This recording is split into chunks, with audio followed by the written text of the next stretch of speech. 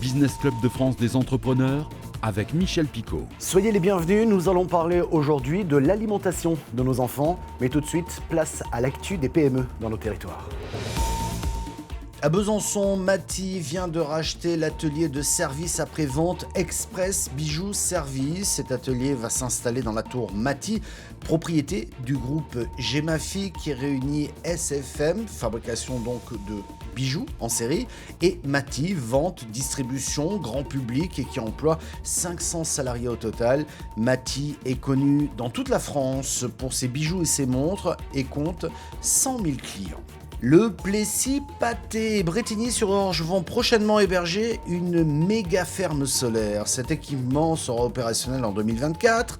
Le parc de 35 MW comptera 70 000 panneaux photovoltaïques et produira environ 40 gigawattheures par an, soit la consommation d'une ville de 20 000 habitants. Le coût de ce projet devrait s'élever à plus de 30 millions d'euros.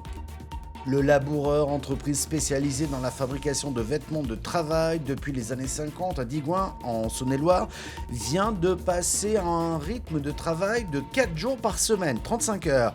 Après plusieurs mois d'expérimentation, une initiative assez rare, surtout dans l'industrie, une initiative à souligner. Notre invitée aujourd'hui, Tiffaine Benguino, fondatrice de la marque Popote Bébé Food. Bonjour, merci d'avoir accepté notre invitation. Bonjour. Alors pour être concret, que propose Popote ? Alors effectivement, Popote, comme son nom l'indique, on fait de l'alimentation pour les bébés. Donc on a deux axes, deux gammes de produits différentes. La première qu'on a démarré il y a quelques années maintenant, qui est une gamme d'alimentation pour la diversification alimentaire, donc principalement des purées, des compotes de fruits, légumes et viandes en format souple, donc dans des formats de gourde et dans des formats de poche. Ça, c'était notre démarrage. Et puis depuis un an, on a également du lait infantile qu'on a sorti, qui permet de venir en complément ou en remplacement de l'allaitement maternel pour les enfants de 0 à 3 ans. On va parler de votre marque et du marché, mais d'abord parlons de vos produits, leur traçabilité, le contrôle qualité ou encore les matières premières. Comment ça se passe ? Alors, c'est un très, très gros sujet, parce qu'évidemment, on ne se lance pas dans l'alimentation infantile comme ça. Alors déjà, pour le contexte, j'ai la chance d'avoir un papa qui fait de l'alimentation infantile depuis plus de 25 ans. Donc, on a tout autour de nous... au départ, on est des industriels avant de lancer Popote. On a une connaissance du produit, du secteur qui est assez importante. Donc, comment ça se passe ? C'est extrêmement normé. Ça va démarrer depuis le produit quand il est encore dans le champ pour aller vérifier qu'il n'y a pas de contamination. Surtout qu'on est en bio, donc d'autant plus au niveau du producteur. Aller vérifier les conditions de production et on s'assure que du début à la fin, on tienne vraiment le cahier des charges de l'alimentation infantile qui est extrêmement chargé et en tout cas extrêmement normé en France. D'où est venue cette idée de créer une nouvelle marque d'aliments pour bébés finalement ? Comme je vous le disais, j'ai un contexte familial qui aide à se projeter sur ce genre de marché. J'ai été nourrie à ça. J'ai nourri en tout cas à ce secteur d'activité et à l'entrepreneuriat. Et ensuite, c'est effectivement une période de vie que j'affectionne particulièrement. C'est beaucoup de remise en question pour les parents qui ont besoin finalement d'être assez accompagnés parce qu'on est un peu lâchés dans la nature. Et c'est aussi de se rendre compte qu'il y a peut-être des choses à apporter à un marché qui était très, très mature avec de très gros acteurs qui sont Nestlé et Danone qui trustent l'essentiel du marché encore aujourd'hui et qui ont... le marché a toujours fait des plats tout faits pour les bébés. On voulait amener une nouvelle manière de faire les choses puisque c'était cette fois-ci non pas des plats faits, mais des ingrédients qu'on pourrait assembler ou compléter à du fait maison pour pouvoir finalement faire sa propre popote, tout le nom. Et de se dire qu'il n'y a pas une seule manière d'être parent, mais plein finalement, et que certains vont manger des produits avec du beurre, d'autres avec de l'huile, certains aiment mettre des épices. Donc là, on va plutôt venir comme une aide auprès des parents que comme un substitut total d'un repas. Voilà. C'est un petit peu cette volonté d'amener un peu de nouveauté, un peu de fraîcheur sur un marché qui était, il y a 5 ans, parce qu'on a 5 ans maintenant, assez, en tout cas très, très mature, ouais, très, très mature. Alors, les grandes marques, pour ne pas les citer, Danone et Nestlé représentent 80% du marché de l'alimentation infantile. Mais de nouvelles petites marques ont vu le jour récemment et se grignotent quelque part de marché, on va bien le dire. On va citer Baby Bio, les bocaux de mamie, Good Goût ou encore vous, Popote. Comment faites-vous pour vous faire une place sur ce marché ? Comment on fait sa place? On a peut-être un positionnement, je suis parmi les seules mamans peut-être à déjà ramener un visage. Donc, je suis parmi les seules mamans à être visible, en tout cas, sur ce secteur. C'est assez peu incarné, paradoxalement, peut-être. Donc, en ramenant ça, c'est vrai que nous, on a pris avec Popote le parti pris d'aller échanger beaucoup sur l'émotionnel et sur ce fameux moment de vie qui est très particulier, avec un accompagnement qui est très fort. On va mettre en place des ateliers, on va mettre en place du suivi. On est un peu, Popote, je dis souvent, c'est un peu comme la bonne copine. On a des mamans souvent qui nous envoient des questions que j'aurais pu recevoir comme étant la copine. Donc, on prend plaisir à y répondre parce qu'on sait que c'est aussi un moment de vie qui est particulier, dans lequel on se sent un peu seul. Donc, voilà, on joue beaucoup là-dessus. À l'opposé, on pourrait dire que les grandes marques peuvent, puisqu'elles sont installées depuis un certain temps, peuvent inspirer confiance aux parents par rapport aux petites marques. Mais vous me direz, et là vous avez raison, les grandes marques n'incarnent pas vraiment leurs produits. C'était vrai il y a quelques années. Aujourd'hui, les grandes entreprises ne sont plus forcément synonymes de confiance. Il y a eu quelques histoires qui ont un peu ébranlé la confiance des parents, qui vont du coup chercher un petit peu à droite à gauche. C'était peut-être vrai il y a 5 ans quand on s'est lancé, c'était compliqué d'aller conquérir la confiance des parents.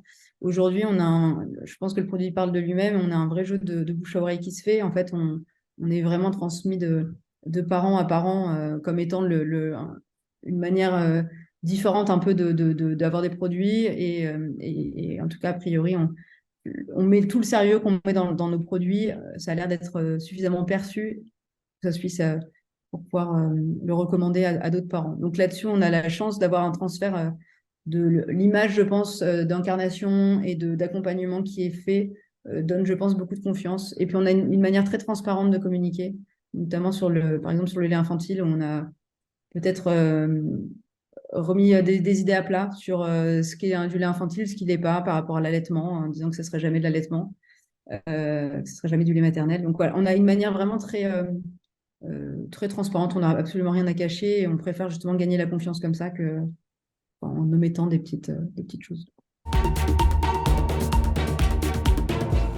La fromagerie de Bennestroff en Moselle, appartenant à la compagnie des fromages Richemont, a laissé entrer les caméras de Moselle TV. Dans ce coin assez isolé de Moselle, la structure doit redoubler d'efforts pour attirer, mais aussi pour fidéliser les nouveaux talents en reportage de Moselle TV. On peut voir qu'ici, il a déjà caillé. Le gel commence à se former. Alors que si on regarde juste avant, là, on est encore liquide. C'est une étape indispensable, le passage du lait à l'état solide. Clément est chargé de contrôler sa bonne fermeté avant qu'il ne soit tranché en petits cubes. Là, on a des beaux grains de caillé qui se tiennent bien. Donc, ils vont pouvoir être soutirés, envoyés à la mouleuse pour être moulés dans les moules qu'on voit ici.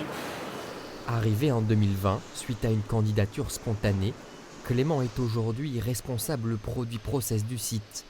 Un poste créé spécialement pour lui.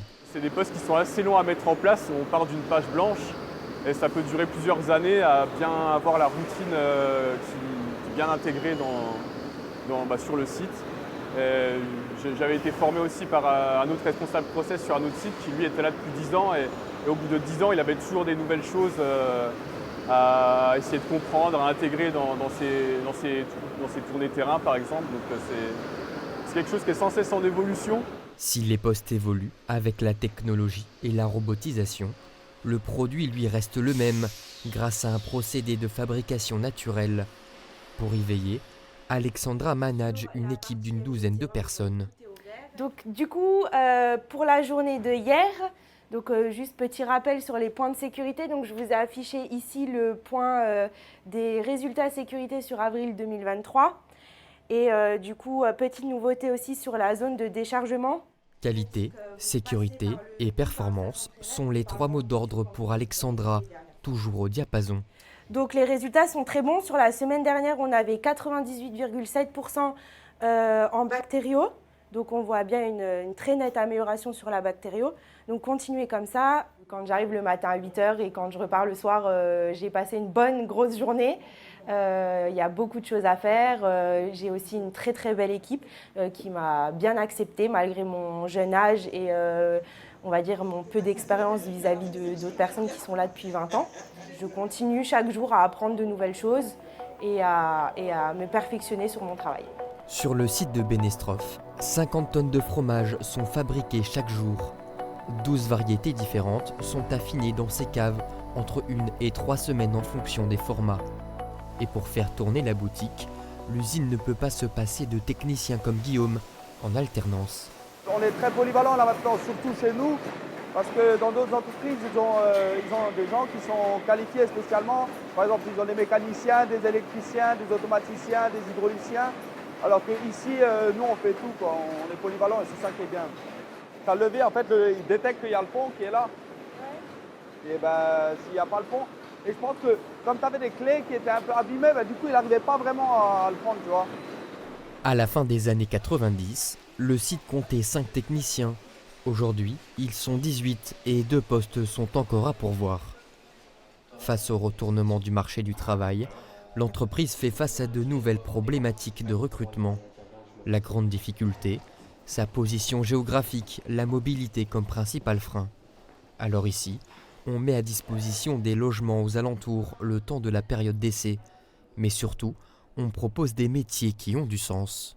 Aujourd'hui, on est en mesure d'offrir à des jeunes à la fois des métiers variés, des métiers qui sont en lien avec un produit qui est noble et en même temps la possibilité d'évoluer dans des carrières, que ce soit de manière verticale en allant vers soit du management, soit de l'expertise, ou de manière horizontale en changeant de métier, puisque ici au sein de l'entreprise où il y a environ 200 salariés, on a un laboratoire, un service technique avec des techniciens de maintenance, des services de production, un service qualité, de l'administratif. Donc on a un panel d'emplois qui est assez intéressant pour des gens qui ont envie d'évoluer et qui aiment quand ça bouge.